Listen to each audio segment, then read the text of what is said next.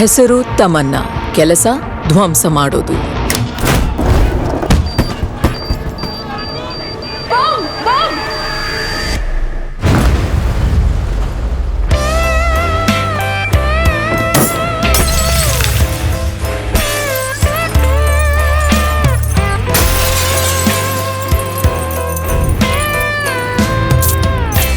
ಎಲ್ಲವೂ ಧ್ವಂಸ.